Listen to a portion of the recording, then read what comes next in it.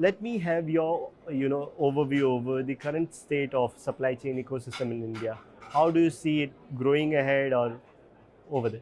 See, supply chain ecosystem, I think, has been an overall evolution journey since last 10 years, wherein the government also recognizing it as an industry, as in a sector itself. So now with the national logistics policy coming in last year and the kind of focus the government has in terms of developing the overall logistics scenario. So when I say that, I mean by the investment which has come in on the freight corridors, on developing multimodal transportation systems with inland waterways, so on and so forth. So eventually, with all this structure, the supply chain will have that kind of an competitiveness wherein we can actually be at par with global markets. When I say in tandem with China and US and European markets. So we are on the evolution path, and eventually I think another 5 to 10 years from now we will be in a very very competitive state when it comes to the supply chain structure. All right. So, in order to be in competition with the countries like China, we do require, the logistic prices to be equal, wherein there is a huge disparity as of now. The programs such as Bharatmala or the freight dedicated freight corridor that you were talking about, how do you think that because there has been, they have surpassed their deadlines, this projects somehow. Do you think that there is some problem around there wherein we are not able to meet the targets? And once achieved, how do you think that the entire ecosystem will play out? See, eventually, I would say the first step is the most important part. Okay, now that has already been taken. So the ball is already rolling. Now, eventually, when the overall ecosystem is developed, okay, so obviously you will have a large number of collaborations coming in from the private sector as well as from the customer side. Okay, so once that happens, so you will have a fair amount of business also coming in through these infrastructure, right?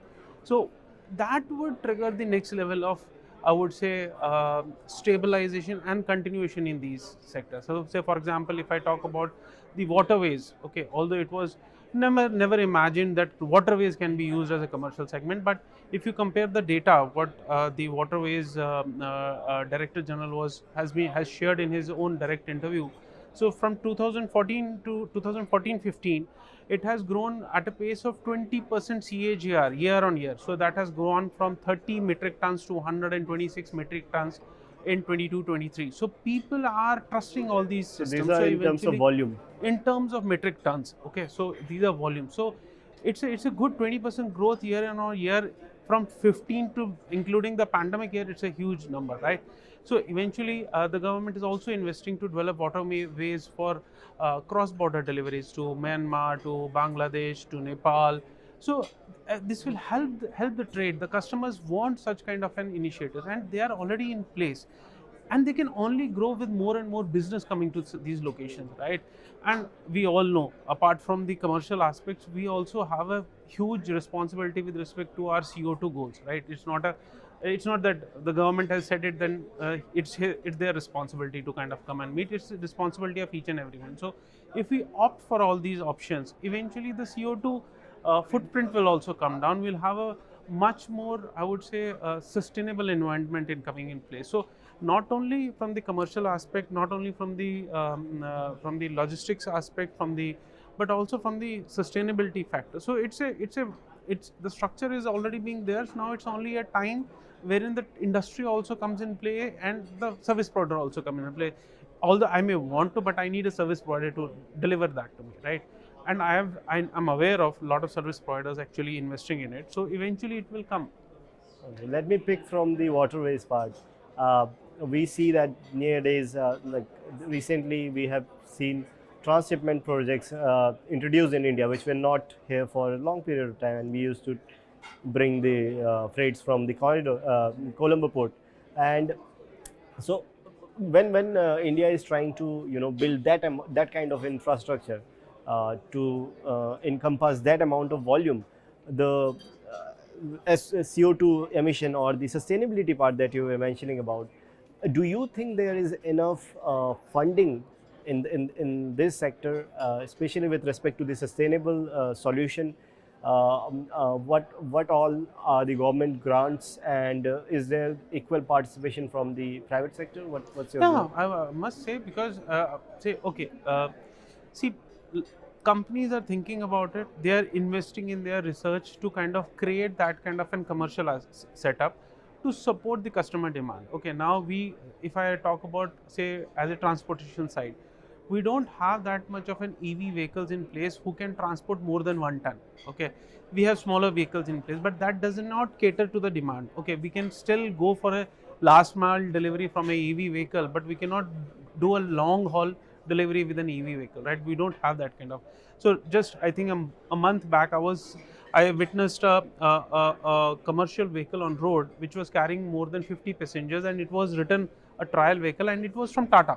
Okay, so investments are there, private sector is involved, and eventually government is also giving subsidy. See, they cannot directly invest into these sectors wherein private sector is already having the control over it, right? So they can only help with subsidies. So you have subsidy in terms of your vehicle registration, you have subsidy in terms of I think also on the battery purchases, and the private sector is also investing in the R&D side of it. So if you see, Tata is heavily into EV now. If you see, Maruti is also developing a vehicle. Almost every luxury brand is also having a EV vehicle. Now, that's about the commercial passenger side of it. Now, if we focus only on the commercial, wherein the delivery of the vehicles is there. So I know I cannot name the industry. So industries are collaborating directly with the automobile manufacturers to kind of give them test vehicles, particularly commodity industries who want to kind of test their EV vehicles with heavy load and how much run they can have. So Tata is heavily collaborating with direct customers, and this is also again upon with subsidy from the government side.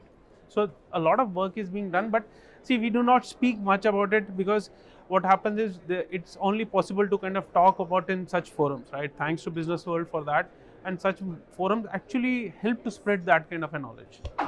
All right, and the Tata investment that you were talking about, do you think it's a viable model even from the balance sheet point of view, or initially there will be a money drain kind of a thing, and then it will pick up? I don't see. I don't see there will be any money drain, but even if it is a little more costlier model, but brands are committed to kind of invest in that, because it's not only per se of sustainability in your global presentations. It is more with respect to your day-to-day living. Now, if that becomes so difficult that the cities are inhabitable, so what would you do with your business, right?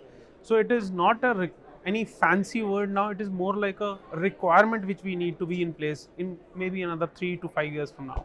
All right, thank you so much, Rajat, for talking to us. Thank you. It's a Thank pleasure. you.